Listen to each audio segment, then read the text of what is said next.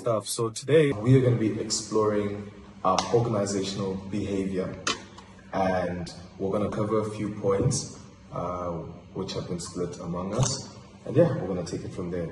So first things first, the first question put down on the panel is what organizational behavior is and why it matters within the company.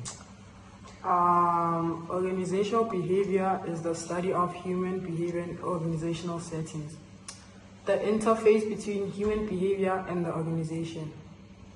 It is a discipline that includes principles from psychology and sociology. Organizational behavior mainly focuses on understanding how people behave in organizational work environments. The research of organizational behavior is categorized into three ways. One, individuals in the organization, work groups, how organizations behave. Organizational behavior matters because it is crucial for a company as it directly influences employee performance, workplace culture, and influences the overall success of the organization. It matters because of the following reasons. It enhances employee motivation and satisfaction. It improves communication and collaboration, facilitates change management, drives innovation and performance, and it reduces employee turnover.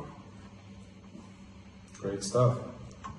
Our next point is how motivation theories influence job attitudes and behavior. Mindful of needs, it is a motivational framework that identifies various levels of human needs. Basic needs, fair pay and safe work environment, security needs, job stability, benefits and insurance. Social needs, positive relationship with colleagues and supervisors. Self-esteem, employees need recognition and rewards to feel valued and respected. Self-actualization, employees work with what aligns with their values and passion. This theory helps organizations to understand employee motivation, satisfaction, and performance. Respect to factors theory, it is influenced by two factors. Firstly, hygiene factor, the absence of factors such as salary, benefits, and working conditions and company policies can lead to job dissatisfaction. Secondly, the motivator factor, the presence of factors such as recognition, achievement, and growth opportunities can drive job satisfaction and motivation. Expectancy theory, according to the theory, people's motivation and behaviors are shaped by what they expect to happen as a result of their action. A strong confidence in meeting expectation boosts job satisfaction. A weak expectancy leads to frustration and dissatisfaction. Adams' equity theory, the people are motivated by a sense of fairness in their relationships. Organizations can promote a positive work environment by ensuring fairness and equity, which can lead to increased motivation, satisfaction, and commitment among employees. Great stuff. The next point is the influence of perception on individual decision-making and judgment within the workplace. Perception plays a crucial role in shaping how individuals interpret information, how they assess their situations, as well as ultimately making decisions and judgment within their workspace. It looks at the process in which individuals can choose, organize, and interpret sensory input to give meaning to their environment. However, perception is mainly subjective at the end of the day, and it is influenced by one's personal experiences, their values, as well as their beliefs. It can impact decision-making outcomes, both positively and negatively. The perceptual process and its impact. The perceptual process looks at three stages, being selection, organization, and interpretation. Within a workspace, this means employees might focus on particular pieces of information, being selection, making sense of it based on their frameworks, which is organization, and just come to conclusions, which is interpretation. This basically means while necessary for functioning in complex environments, it can also introduce biases and distortions in judgment. For instance, you can get a manager who perceives a proactive employee as overly assertive or threatening if their own values associate with quietness and respect. This perception could influence hiring, promotion, or even just disciplinary choices, regardless of the employee's actual performance or intentions. Common perceptual biases affecting decision making.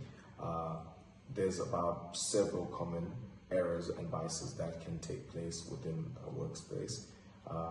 Or some of them being stereotyping, where someone is just assuming a person's characteristics based on the group they belong to, like age, gender, ethnicity. This can sometimes lead to harmful treatment within the workspace. Another one is the halo effect, which is letting one positive trait overshadow all the other person's traits, leading to an overly positive review or performance evaluation of that one person. So if someone's always punctual, then everyone is just like riding on that wave that, okay, this person's always punctual, but at the end of the day, there's a lot of things that they're lacking on their side, and they're just focusing on that one positive. Then there's the horns effect, which is the opposite of the halo effect, where one negative trait just colors the whole person. Now, someone could be doing really decent work, but then you find that, they're always handing their work late.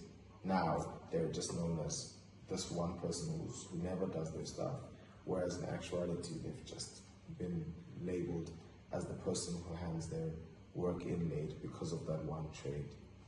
And there's also selective perception, which is looking at information that confirms pre-existing beliefs while ignoring contradicting evidence. And we also have projection, which is when someone projects their own feelings or attitude onto others, which can just mess up interpersonal understanding and collaborations within the workspace. These biases have real-world consequences, such as poor hiring decisions, ineffective conflict resolution, and sometimes just misjudging the potential of employees. Then there's perception and risk assessment. Perception also influences how individuals assess their risks and make decisions under pressure and moments of uncertainty.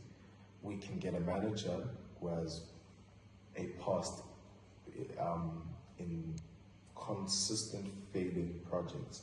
So now when there's a new initiative, he will probably flag it as risky because of the past experiences.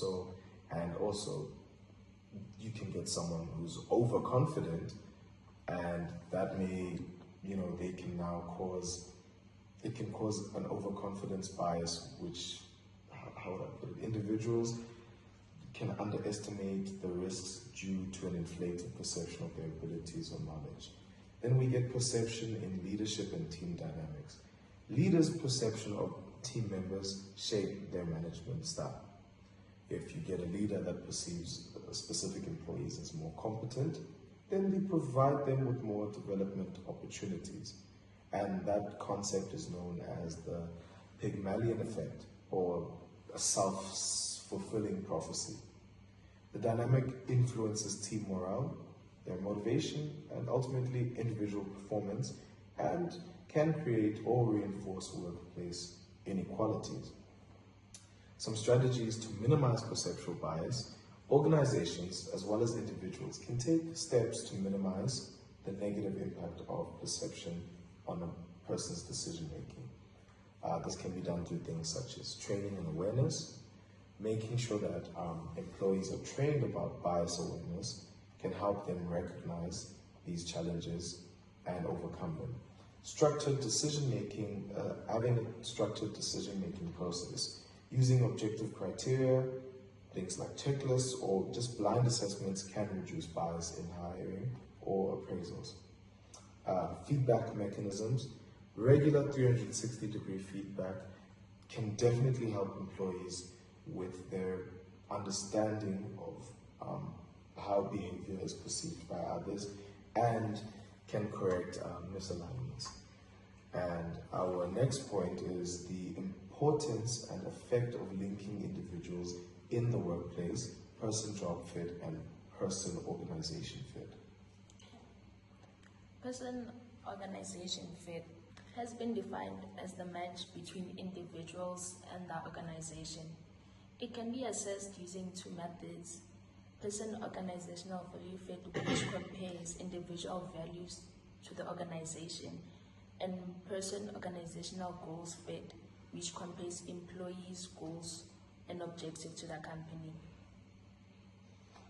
It has been said that when employees understand, accept, and internalize the company values and goals, they will be more engaged and committed. The work values of an individual must align with organizational culture. Person-organization fit applies to an organization's belief in the individual's ability to fit into its workplace and willingness to give necessary support for the success.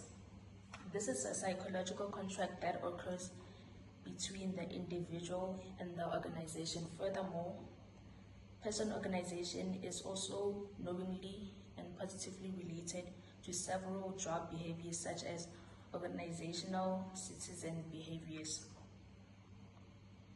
Lastly, person-job fit.